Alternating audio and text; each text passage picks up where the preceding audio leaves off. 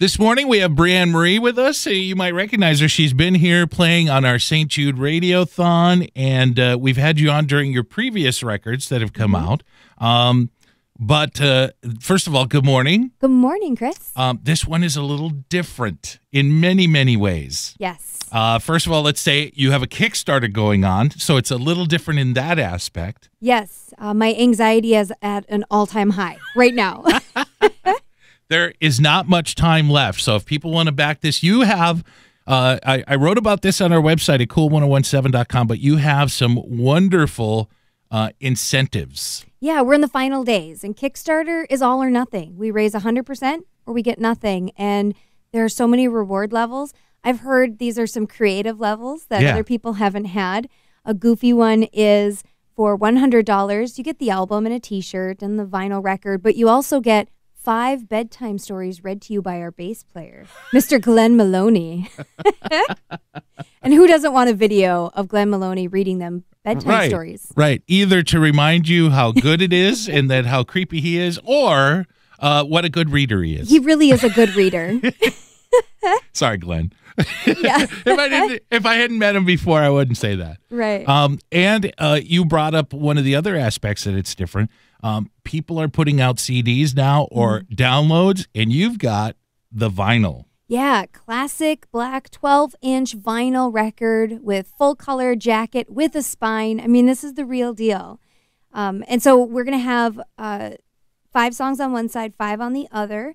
The album is split in half in ways. It's Wildflowers and Tumbleweeds. So the Wildflowers are the growing up and kids and friendship songs, and there's a lullaby song for our 1.5-year-old. And then the flip side is love and heartbreak and storytelling. So that's the tumbleweeds of life. So it fits perfect for a 12-inch record that you're going to flip from side to side. One of the other differences, you have a band on this album. It's always been Breanne Marie, and you've had some of these guys play on your records, but it's been Breanne Marie, and now it's you and the Front Porch Sinners, the band. It is. It really is the full band. Last summer, we had some great shows. We opened for Jared Neiman down at Bayfront. We played Fourth Fest down at Bayfront. We've done the PBS Playlist TV show, and we've got some great synergy going on right now. We've really fine-tuned our sound, our stage presence. So this album is the full band. Everybody's pitching in with arrangement and lines and solos, and it's just... oh, it's amazing. I love my band family.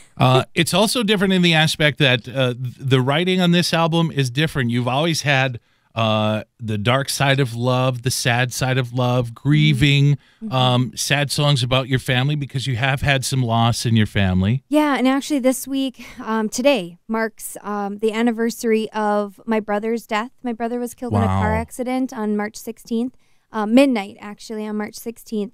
And so, yeah, the past albums have had songs about me grieving. The last EP we did was a 5-track tribute to my brother, Tim. And so a lot of those songs do have those sad tones to them. I did make the guys cry as we were going in and really working on these songs, but they poured their heart and soul into the music.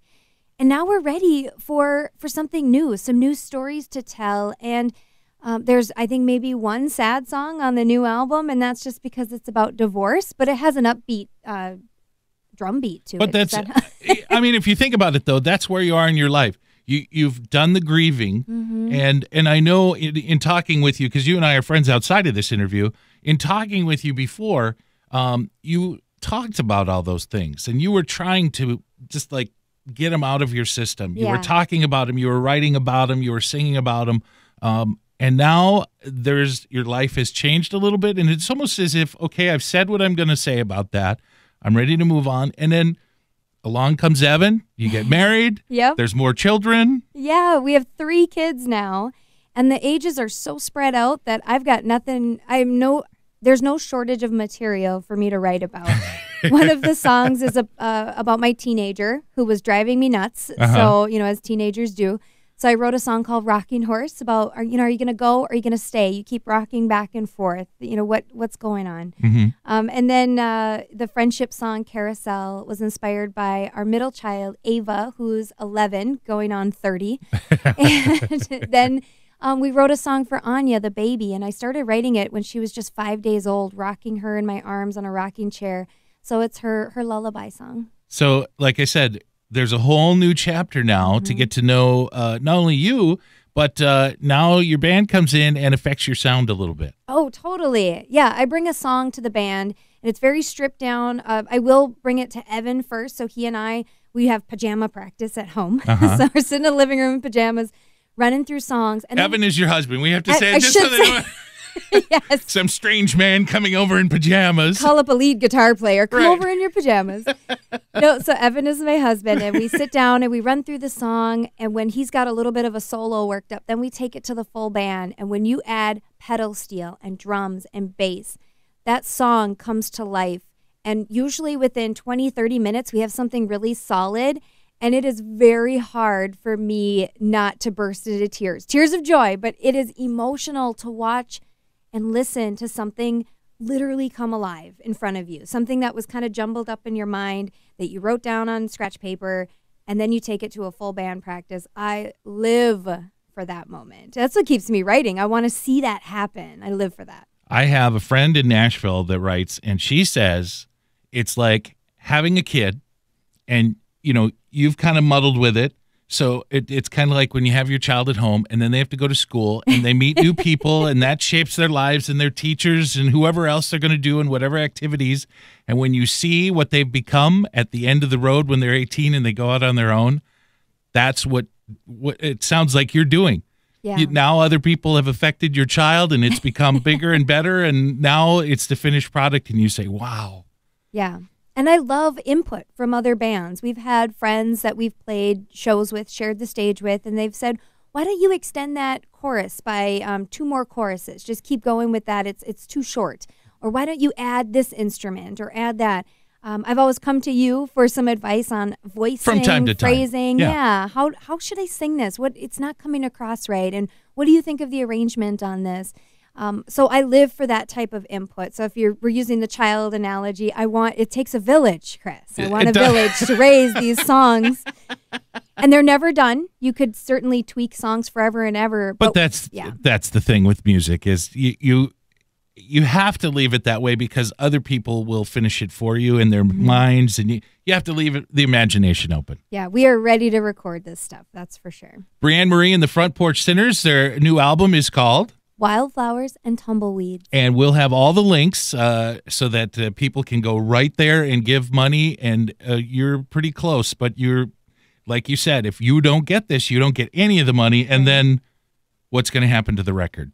I don't think we're going to record. If we are able to scrap together some funds to maybe start the recording process, we can talk with some friends and family about maybe doing some type of pre-order. But Chris, this is really it. It's Kickstarter for us, and we have, we're more than 50% funded right now. This is the final stretch. I know we can do this. Yeah.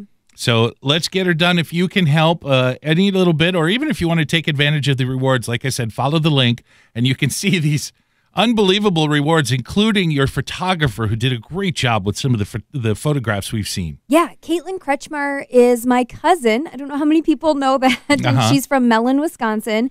One of the songs is inspired. Not that we'll hold that against her. Right. We won't. We won't at all. I actually wrote one of the songs on the album for Caitlin. I was inspired by her moving to the big old city of Duluth and making it on her own and finding work and a place in Duluth, but still having a heart for that country life. So Caitlin Kretschmar Photography is our official photographer for the band. Okay. She's at all our shows. She was at Jared Neiman. When we opened for Josh Thompson, she was there at Clyde.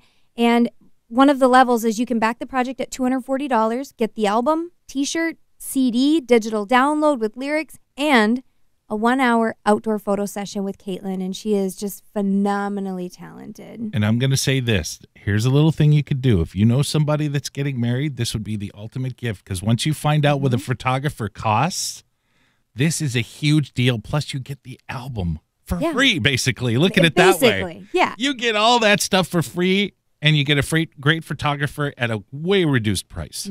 Absolutely. You could do that for senior photos outside, maternity shots, maybe engagement photos. Now, what if 2 people want this? They should pitch in Okay. and use it. All right. Yes, absolutely.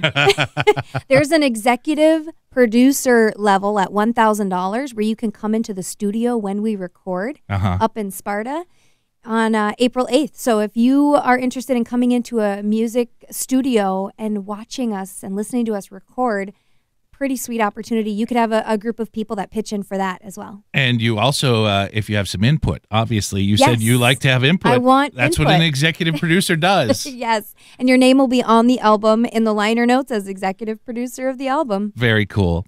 Breanne Marie is here, and again, the project from Breanne Marie and your band, the Front Porch Sinners, and you can catch. Do you guys have a website, or is it just the Facebook page right now? We use Facebook, Bandcamp, and YouTube, and you can just Google Breanne Marie and the Front Porch Sinners, and you'll find and we'll it all. have links to all that on this too, so people can find it a lot easier, and that way they can catch where you're playing again. So thanks so much for coming in. Good luck. We got to get this done. Thank you, Chris.